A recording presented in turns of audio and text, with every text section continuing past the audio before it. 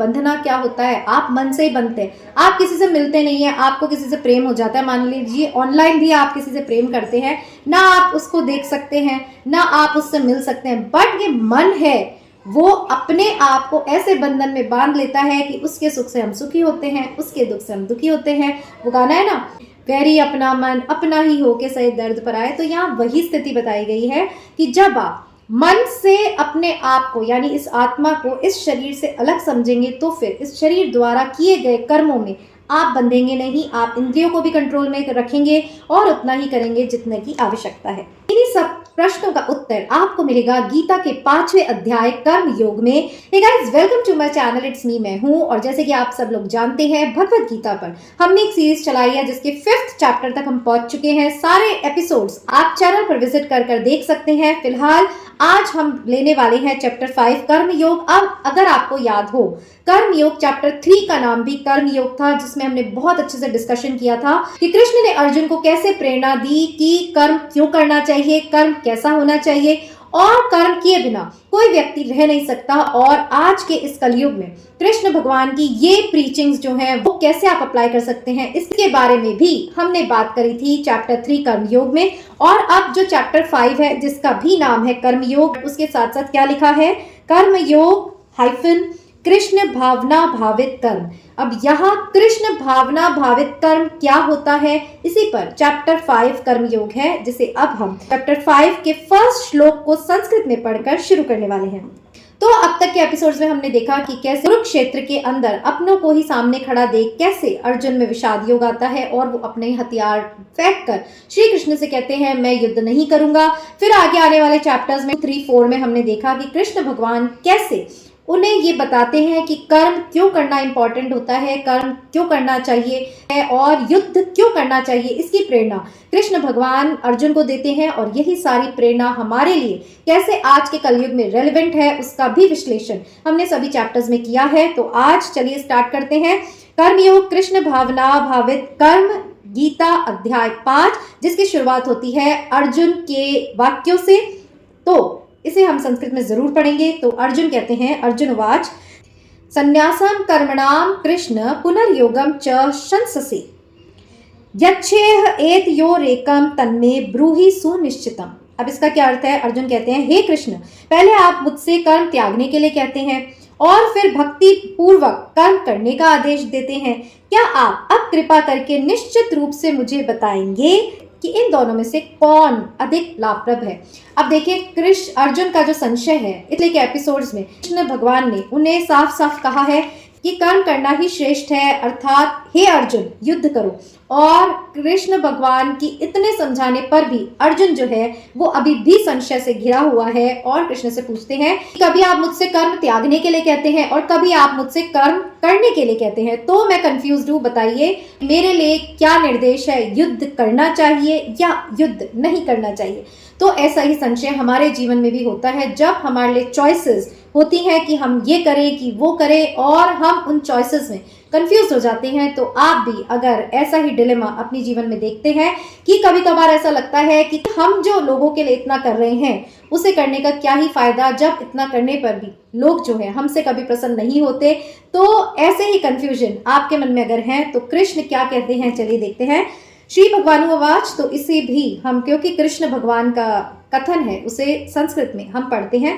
कृष्ण भगवानुवाच संन्यासः कर्म योगश्च निःश्रेयस्करावुभौ तयस्तु कर्म संन्यासात् कर्म योगो विशिष्यते। इसका अर्थ है, भगवान ने उत्तर दिया, मुक्ति के लिए तो कर्म का परित्याग तथा भक्ति में कर्म दोनों ही उत्तम है, किंतु इन दोनों में से कर्म के परित्याग से भक्ति युक्त कर्म श्रेष्ठ है। कि कर्म जो है उससे उसका त्याग करना बहुत ही मुश्किल होता है। ये हमने कर्मयोग चैप्टर में कृष्ण भगवान ने जो कहा वो हमने समझा कि कर्म कुछ ना भी आप करें तो वो भी एक कर्म है।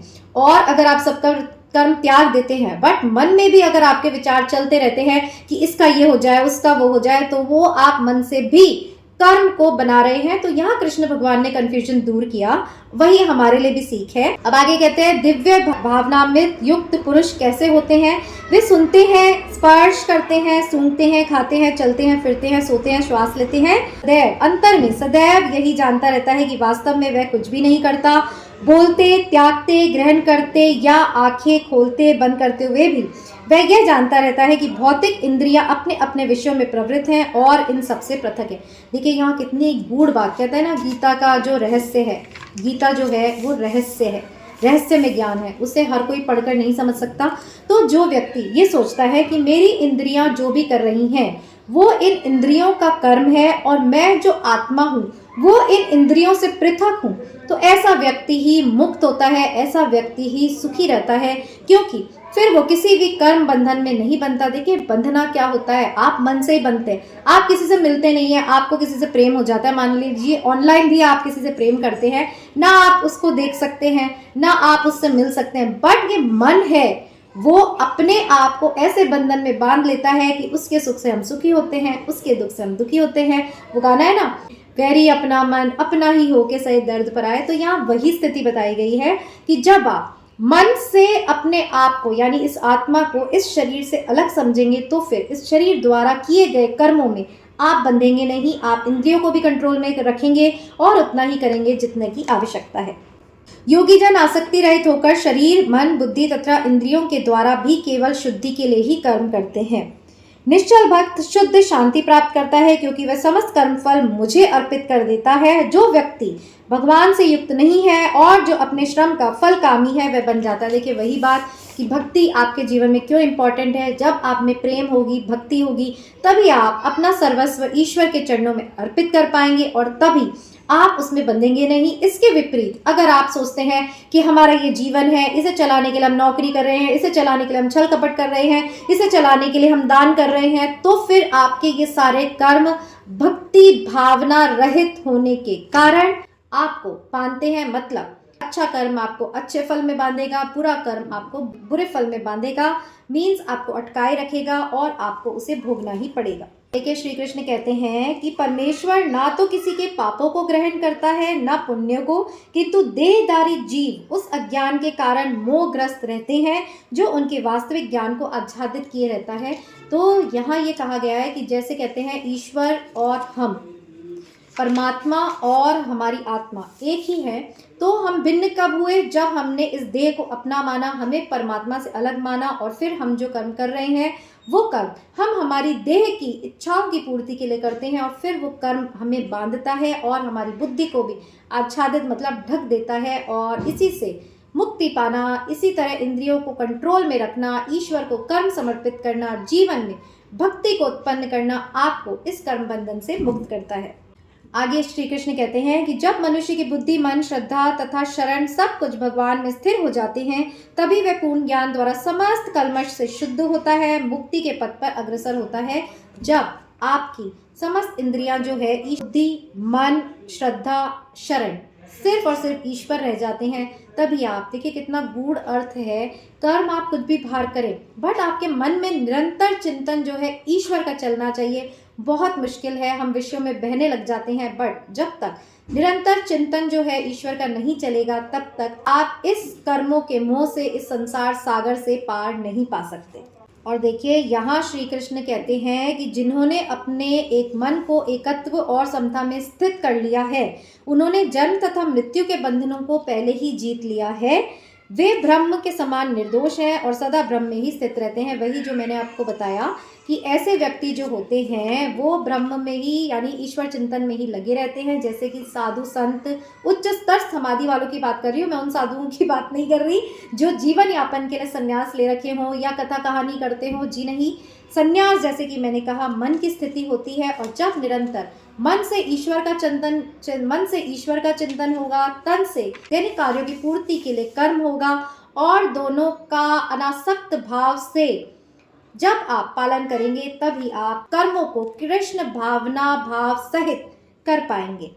अभी कहते हैं ऐसा पुरुष जो होता है वह भौतिक इंद्रिय सुख की ओर आकृष्ट नहीं होता, मतलब प्रकृति के सभी आकर्षणों से वह दूर रहता है, अपितु हमेशा समाधि में रहता है और आनंद का अनुभव करता है। इस प्रकार का व्यक्ति असीम सुख को भोगता है। मैं आपको मेरी बताऊं, जब भी मुझे ऐसा लगता है कि किसी के प्रति भी मुझे, किसी भी चीज़ के प्रति मुझे अगर आकर्षण फील होता है तो मैं अपने मन को वापस कंट्रोल करती हूँ। मैं सोचती हूँ कि इसे बनाने वाला कौन, ईश्वर।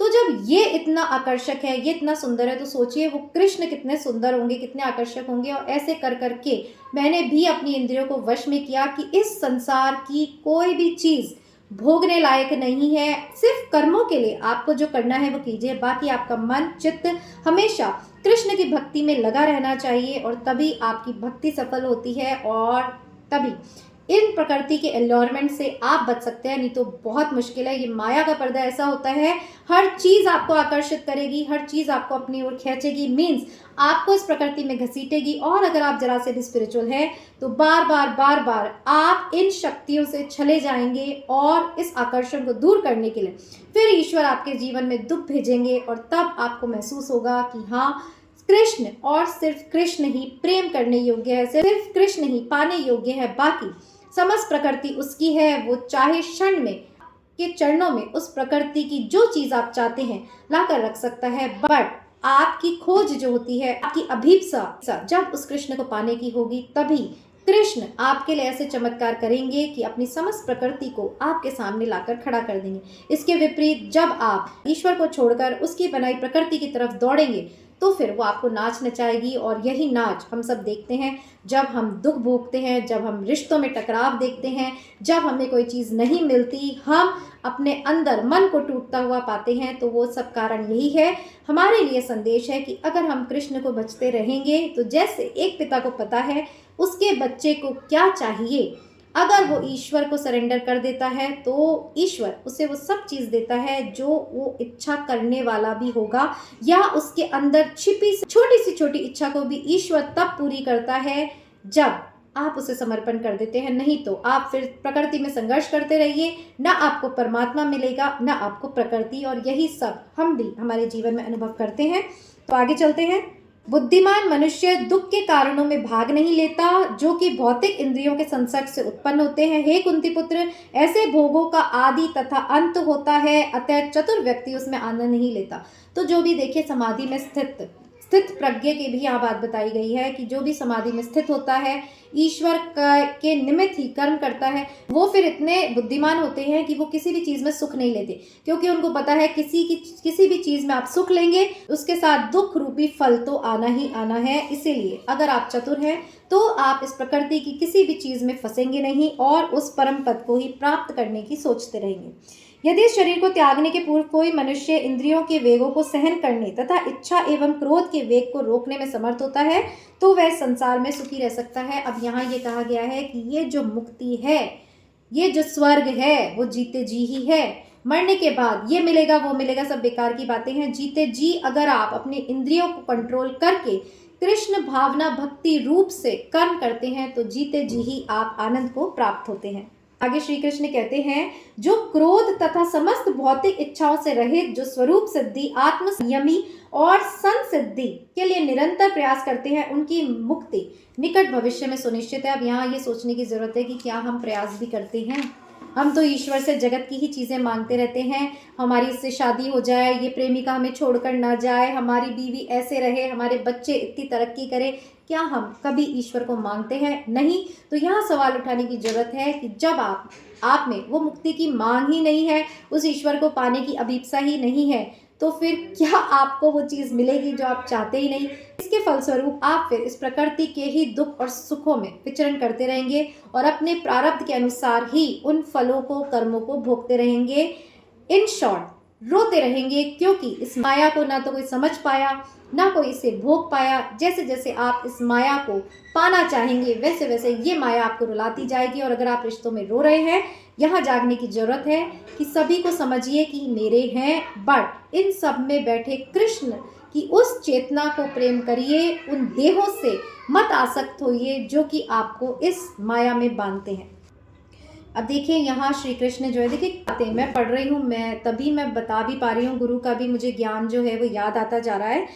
नहीं तो हमें कहाँ फुर्सत है गीता पढ़ने की। और जिन तक भी ये वीडियो पहुँचे, मुझे इसके पढ़ने से जो अवेकनिंग आ रही है वो प्राइसलेस है। तो ईश्वर को समर्पित करके ही मैंने ये सीरीज शुरू करी। और अब श्री कृष्ण बताते हैं, समस्त इंद्रिय विषयों को बाहर करके दृष्टि को बाहों के मध्य में केंद्रित करके प्राण तथा अपने वायु को नथनों के भीतर रोककर और इस तरह मन, इंद्रियों तथा बुद्धि को वश में करके जो मोक्ष को लक्ष्य बनाता है वह योगी इच्छा, भय तथा क्रोध से रहित हो जाता है। जो निरंतर इस अवस्था में रहता है वह अवश्य ही मुक्त होता है। तो जैसे कि मुझे याद आ रहा है, मेरे गुरु ऐसे ही करते थे।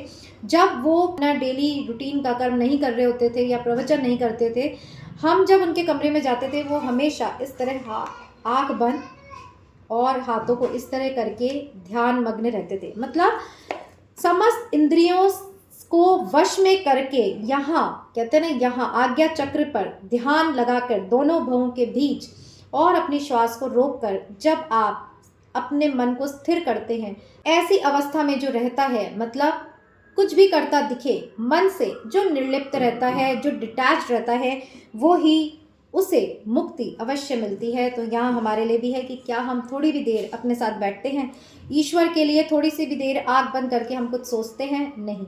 तो हम इस प्रकृति में ही बह रहे हैं और सीरीज़ को बनाने का भी यही कारण है कि अगर ये वीडियो आप तक पहुँचे तो ज़रूर थोड़ी देर गीता पढ़िए, थोड़ी देर मेडिटेशन करिए, क्योंकि इस प्रकृति के तो ना दुख खत्म होने वाले हैं, ना इसकी लालसाएँ कभी पूरी होने वाली हैं। बट अगर आप जीवन में ठहराव चाहते हैं, शांति चाहते हैं, तो कृष्ण की ओर तो आपको अभी नहीं तो थोड़े दिन बाद जीवन खत्म होने के कगार पर आना ही पड़ेगा। और तब पछताने से अच्छा है अभी से ही सब कुछ करते हुए उससे डिटैच रहिए। और जैसे जैसे आप आगे बढ़ेंगे, आपको और भी गाइडेंस इस सीरीज़ में कृष्ण भगवान आपको और मुझे देते रहेंगे।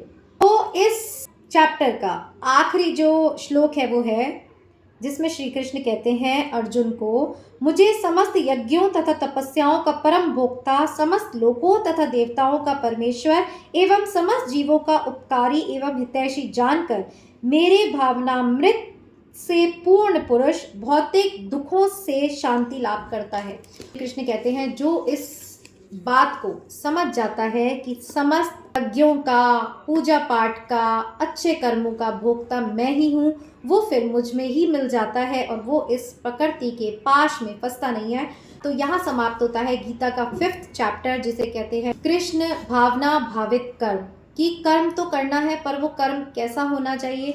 तो फ्रेंड्स, तो इस वीडियो को एंड करें उससे पहले हमें अपने जीवन में संकल्प ज़रूर लेना चाहिए। देखिए, खाना पीना, शादी ब्याह रचाना, बच्चों की जिम्मेदारियां उठाना, ये तो सभी कर रहे हैं, पर जीवन में सब काम करते हुए कृष्ण भगवान ने बिल्कुल नहीं कहा, बल्कि अर्जुन को भी कहा है कि युद्ध करो। तो उन्होंने ये बिल्कुल नहीं कहा कि आपको सब कर्म छोड़कर मेरा नाम जप करो, नहीं। उन्होंने कहा है सब कर्मों को करते हुए इससे मुक्ति कैसे पाओ, यही सारा ज्ञान गीता में दिया गया है। और आप भी इस अमूल्य ज्ञान को छोड़कर रिश्तों नातों में आंसू बहाते रहते हैं, खून बहाते रहते हैं, लोगों से आशाएं रखते हैं, फिर वो आशाएं टूटती हैं, फिर दुखी होते हैं, फिर ईश्वर का थोड़ी देर ध्यान कर लेते हैं और फिर वापस जब सब ठीक होने लगता है ईश्वर को भूल जाते हैं, फिर विषयों में रस ढूंढने लगते हैं, उन्हीं लोगों में आश्रय ढूंढने लगते हैं। प्रेम की भूख आपको उन्हीं दरवाज़ों पर अगर दोबारा लाकर खड़ा करती है तो फिर आप इस कीमती जीवन को खो रहे हैं। क्योंकि जैसे कि मैंने कहा, अगर आप अपना आकलन करेंगे तो आपको आज तक इस प्रकृति से कुछ नहीं मिला, हर सुख भी नष्ट होने वाला, हर दुख भी नष्ट होने वाला। तो क्यों ना ऐसे श्री कृष्ण तत्व को अपने जीवन में उतारा जाए, जिससे कि आपको सब कुछ मिले। और मैं आपको बता दूं, मेरे गुरु कहते थे कि अगर तुम ईश्वर की ओर बढ़ी हो तो ये सारी प्रकृति जो है वो तुम्हारी है। क्योंकि मुझ में भी कई बार ऐसा आता था कि भगवान की ओर बढ़ने के बाद भी हम दुखी क्यों होते हैं। तो मेरे गुरु ऐसे ही समझाते थे कि जो ईश्वर की ओर बढ़ता है वो कभी दुखी नहीं होता, उससे कभी कुछ चिंता नहीं है, बल्कि वो जो उसके भाग्य में नहीं है वो भी वो देने में सक्षम है। तो वो कहते थे कि ईश्वर की ओर बढ़ना सब कुछ छोड़ना नहीं है, बल्कि सब चीज़ों को अच्छे से करना है। और जो उसकी ओर बढ़ता है श्रद्धा विश्वास के साथ, उसे फिर वो देते हैं कि जब उसे वो मिलता है जो कि कल्पना से परे होता है, तो फिर दुनिया देखती है। इन शॉर्ट, ईश्वर की ओर बढ़ना सब कुछ छूटना नहीं है, बल्कि सबसे श्रेष्ठ और सुंदर आपके जीवन में आना है। और यही श्री कृष्ण करते हैं, आपके जीवन को सुंदर बनाते हैं, सुविधा युक्त बनाते हैं। कृष्ण जैसे खुद हैं, कितने ठाट बाट से आपने देखा होगा कृष्ण रहते हैं, वैसे ही आपके जीवन को बनाएंगे। कब? जब आप उसकी प्रकृति में फंसे बिना उसकी ओर चलते हैं तो उस सारी प्रकृति उसकी है। आप सोचेंगे और इधर आपके लिए चीज़ें क्रिएट कर दी जाएंगी, नहीं तो भाग्य में जो है वो मिलेगा। भाग्य भरोसे रहेंगे तो जैसे जन्म हुआ वैसे ही एक दिन मृत्यु भी हो जाएगी, और ये जो मनुष्य जन्म जिसे दिया गया था ईश्वर द्वारा आपको स्पिरिचुअल अवेकनिंग के लिए, वो फिर व्यर्थ चला जाएगा। तो इसी नोट के साथ आज से अपने जीवन में कुछ अच्छा सोचिए, कुछ क्षण ईश्वर के निमित्त निकालिए, अपने साथ बैठिए और वाकई आपके जीवन के सारे दुख दूर होंगे, ऐसा श्री कृष्ण कहते हैं, ऐसा हमने संतों से भी सुना है। और इसी के साथ मैं अपनी वाणी को विराम देती हूँ और फिर मिलेंगे गीता के अगले अध्याय में, यही इट्स मी मैं हूँ पर। टिल देन जय श्री कृष्ण।